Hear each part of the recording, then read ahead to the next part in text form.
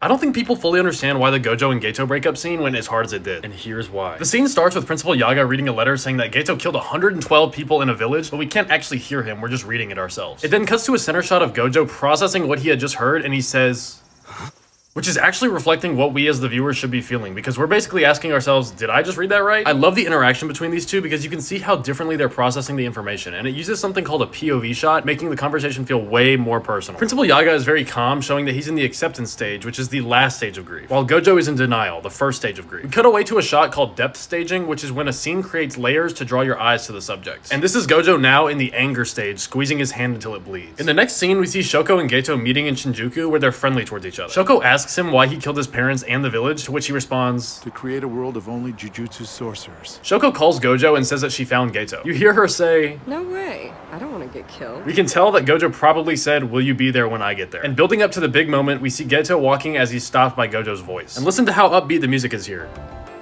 You already heard it from Shoko. It's like this because this is Geto's POV. This is a very freeing moment for him. For the majority of the scene, Geto has his back turned, showing that he's standing firm on his beliefs, but also because he might not want to negatively affect Gojo into going down the same path as him. And while they argue, we see these shots of their eyes, but pay attention to the angle that they're on, showing their contrasting beliefs. And this is Gojo in the bargaining stage of grief, trying to make sense of why Geto did what he did. And the next part is probably the most creative way I've ever seen a conversation been displayed in any movie or show. A truck moving left transitions us from this wide shot to Gojo while he continues to argue. Then a car moving right transitions us back to Geto calling Gojo arrogant. It continues to do these transitions back and forth, getting closer and closer each time. And to add even more depth to this scene, notice how every time it transitions, both characters are on the right third of the screen, making that side feel heavy. This creates visual imbalance, showing us how only one of them is fighting for their relationship, or maybe more than that. Once Geto finally turns around, he asks, do you think you're the strongest because you're Satoru Gojo, or are you Satoru Gojo because you're the strongest? Put in the comments what you think the answer to that is. Gojo gets ready to risk it all and nuke Shinjuku with a hollow purple, but he holds back, showing the acceptance stage of grief. So much depth in such a seemingly simple scene. Follow for more breakdowns like this.